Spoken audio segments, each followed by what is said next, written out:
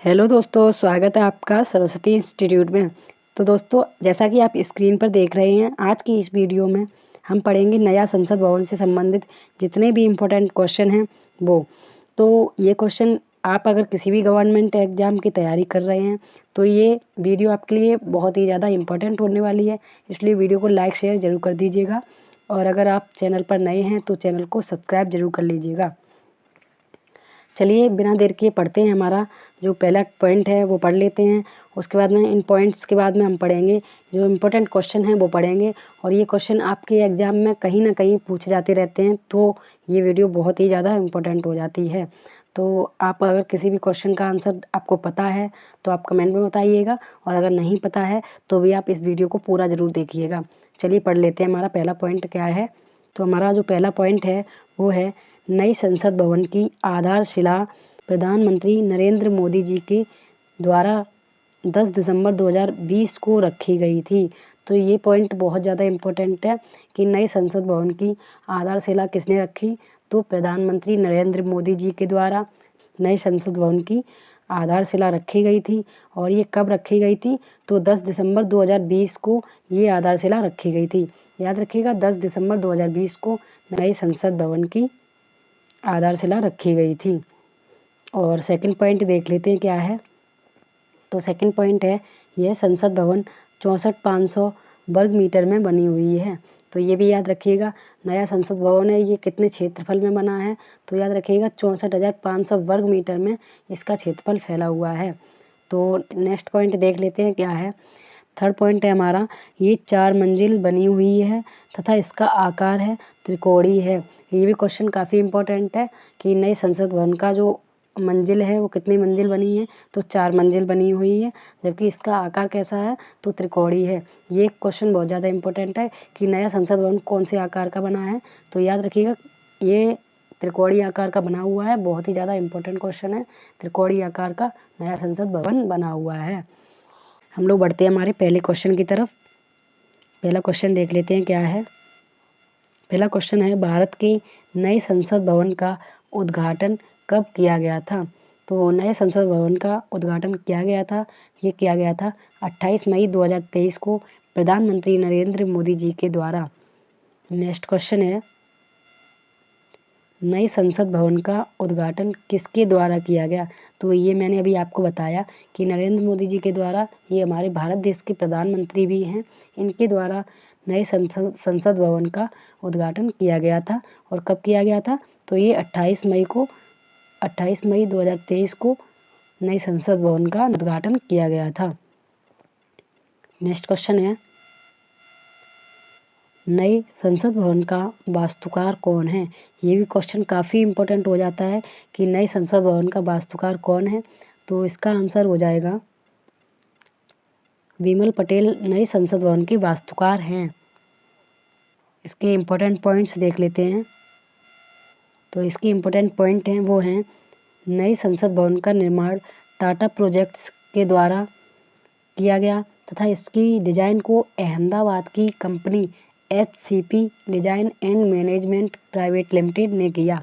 तो याद रखिएगा, नई संसद भवन का निर्माण है ये टाटा प्रोजेक्ट्स ने किया है, जबकि इसकी डिज़ाइन को किसने तैयार किया है, तो अहमदाबाद की एक कंपनी है HCP design and management private limited के नाम से इस कंपनी ने इसको डिज़ाइन किया है। नेक्स्ट क्वेश्चन देख लेते हैं क्या है। क्वेश्चन नंबर 4 है, नई संसद भवन को बनाने में लगभग कितने करोड़ रुपए का खर्च हुआ। तो नई संसद भवन को बनाने में कितना खर्चा आया है, तो ये आया है कुल 1200 करोड़ रुपए का खर्चा नई संसद भवन को बनाने में आया है। नेक्स्ट क्वेश्चन है, नई संसद भवन की लोकसभा चैम्बर में कितने सदस्यों के बैठने की क्षमता है। तो नई संसद भवन में लोकसभा चैम्बर है उसमें कितने सदस्य बैठ सकते हैं, इसका जो कैपेसिटी है वो है 888 सदस्य बैठने की इसमें क्षमता है। तो याद रखिएगा, इम्पोर्टेंट क्वेश्चन है कि 888 यानी कि 888 कुल मेंबर इसमें बैठ सकते हैं। इसके इम्पोर्टेंट पॉइंट देख लेते हैं क्या है। तो इसके इम्पोर्टेंट पॉइंट्स देखिए, ये हैं, नई संसद भवन के लोकसभा चैम्बर में 888 सदस्य, जबकि राज्यसभा कक्ष में 384 सदस्य बैठ सकते हैं। तो याद रखिएगा, लोकसभा में 888 सदस्य, जबकि राज्यसभा में 384 सदस्य बैठने की क्षमता है। इम्पोर्टेंट पॉइंट है दोनों ही, इसलिए आप याद रखिएगा। और हमारा जो नेक्स्ट पॉइंट है वो है, दोनों सदनों की संयुक्त बैठक होने पर लोकसभा चैम्बर में कुल 1280 सदस्य बैठ सकते हैं। तो वैसे पूछे जा सकते हैं कि लोकसभा चैम्बर में कितने सदस्य बैठने की क्षमता है, तो 888 सदस्य बैठने की क्षमता है।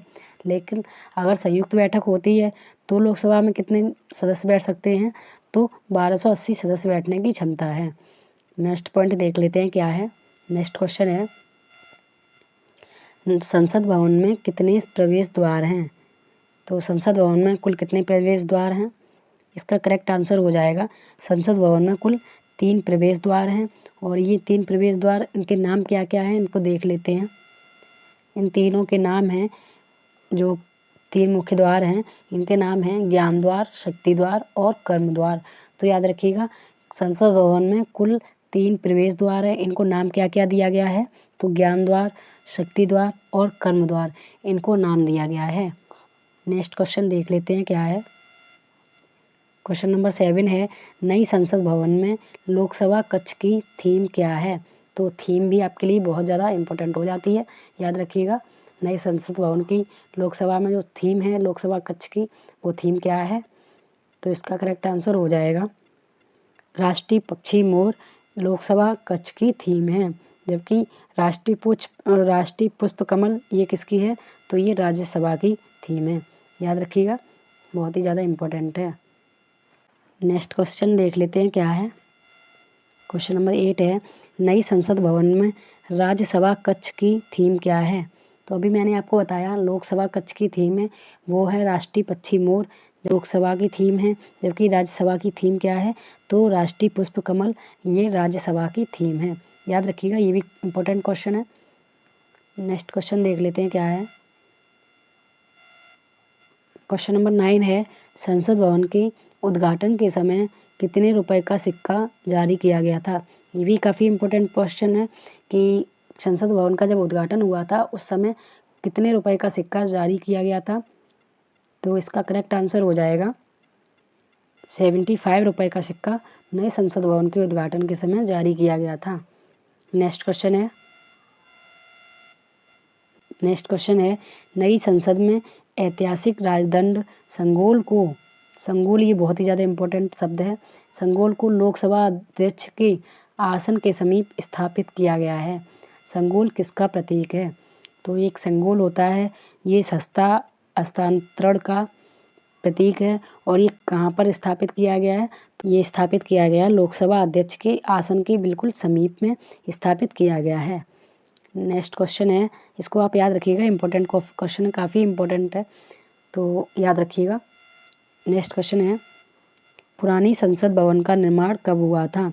तो पुरानी संसद का निर्माण कब किया गया था, इसका करेक्ट आंसर हो जाएगा, ये क्वेश्चन इसलिए इम्पोर्टेंट है क्योंकि नई संसद भवन अगर आपसे पूछा जाएगा तो हो सकता है कहीं ना कहीं आपसे पुरानी संसद के बारे में भी कोई क्वेश्चन पूछा जाए, इसलिए आपको याद रखना है कि पुरानी संसद का निर्माण कब किया गया था, तो किया गया था 1921 ईस्वी में। इसकी इम्पोर्टेंट पॉइंट्स हैं वो देख लेते हैं क्या है। इम्पोर्टेंट पॉइंट्स हैं, पुरानी संसद भवन का निर्माण 1921 में शुरू हुआ था और 1927 में बनकर तैयार हुई थी। तो 1921 में आपसे पूछा जाए क्या हुआ था, तो पुरानी संसद भवन का निर्माण शुरू हुआ था, जबकि इसको बनाकर कब तैयार किया गया था, तो 1927 ईस्वी में ये बनकर तैयार हो गई थी। नेक्स्ट पॉइंट है, जो लगभग 100 वर्ष पुरानी है। तो 1921 में इसका निर्माण शुरू हुआ था और अभी चल रहा है 2023, यानी कि पुरानी संसद भवन है वो लगभग 100 वर्ष पुरानी है। नेक्स्ट क्वेश्चन देख लेते हैं, भारतीय संसद के कितने सदन हैं। ये भी इम्पोर्टेंट क्वेश्चन है, भारतीय संसद के कितने सदन हैं, तो भारतीय संसद की कुल 3 सदन हैं। नेक्स्ट क्वेश्चन है, संसद का लोकप्रिय सदन कौन सा है, तो संसद का लोकप्रिय सदन है वो है लोकसभा। नेक्स्ट क्वेश्चन है, संसद के किस सदन को प्रतिनिधि सभा भी कहा जाता है, तो ये भी क्वेश्चन आपके लिए बहुत ज़्यादा इम्पोर्टेंट है, प्रतिनिधि सभा किस सदन को कहा जाता है, तो इसका करेक्ट आंसर है लोकसभा को प्रतिनिधि कहा जाता है। याद रखिएगा, इम्पोर्टेंट है। नेक्स्ट क्वेश्चन है संसद का स्थायी सदन कौन सा है। तो ये भी कई बार पूछा जा चुका है कि संसद का स्थायी सदन कौन सा है और अस्थायी सदन कौन सा है। तो स्थायी सदन है वो है राज्यसभा, जबकि अस्थायी सदन कौन सा है तो आपको बताना है कमेंट में अस्थायी सदन कौन सा है। नेक्स्ट क्वेश्चन इनमें से कौन सा है वो भारतीय संसद में शामिल है। करेक्ट आंसर हो जाएगा हमारा लोकसभा, राज्यसभा, राष्ट्रपति, ये तीनों ही भारतीय संसद में शामिल हैं। तो इसका करेक्ट आंसर हो जाएगा हमारा ऑप्शन नंबर 4। नेक्स्ट क्वेश्चन है भारतीय संविधान के किस अनुच्छेद में कहा गया है कि संघ के लिए एक संसद होगी जो राष्ट्रपति और 2 सदनों से मिलकर बनेगी। तो ये भी क्वेश्चन इंपॉर्टेंट हो जाता है क्योंकि आर्टिकल से संबंधित क्वेश्चन पूछने की बहुत ज़्यादा चांस रहते हैं। तो इसका करेक्ट आंसर हो जाएगा ऑप्शन नंबर 3 यानी कि अनुच्छेद 79 में ये कहा गया है कि संघ के लिए एक संसद होगी जो राष्ट्रपति और 2 सदनों से मिलकर बनी है। नेक्स्ट क्वेश्चन है भारतीय संसद के कितने अंग हैं। तो ये भी इम्पोर्टेंट क्वेश्चन है कि भारतीय संसद के कितने सदन हैं, ये तो पूछा ही जाता है। इसके बाद में पूछा जाता है भारतीय संसद के कितने अंग हैं। तो इसका करेक्ट आंसर हो जाएगा भारतीय संसद के कुल 3 अंग हैं। नेक्स्ट क्वेश्चन संसद का निम्न और उच्च सदन क्रमशः कौन सा है। ये क्वेश्चन बहुत ज़्यादा इम्पोर्टेंट है, कई बार पूछा जा चुका है कि निम्न सदन और उच्च सदन कौन कौन है, तो आपको बताना है। इसका करेक्ट आंसर हो जाएगा लोकसभा और राज्यसभा भारतीय संसद के निम्न सदन और उच्च सदन है। यानी कि लोकसभा को क्या कहा जाता है, तो लोकसभा को कहा जाता है निम्न, जबकि उच्च सदन कौन सा है, तो उच्च सदन है राज्यसभा। तो याद रखिएगा उच्च है वो है राज्य और निम्न है लोक। तो लोक मतलब कि समाज मान लीजिए आप, तो समाज को हम लोग ज़्यादातर क्या मानते हैं, निम्न में मानते हैं, जबकि राज्य को क्या माना जाता है, ऊंचा माना जाता है। तो इस तरह से आप याद रखिएगा राज्यसभा है वो उच्च सदन है और लोकसभा है वो है निम्न सदन। याद रखिएगा, काफ़ी ज़्यादा इम्पोर्टेंट क्वेश्चन है। क्वेश्चन नंबर 20 की तरफ बढ़ते हैं। संसद के 2 सत्रों के बीच अधिकतम कितना अंतराल होता है। तो ये भी इम्पोर्टेंट क्वेश्चन है।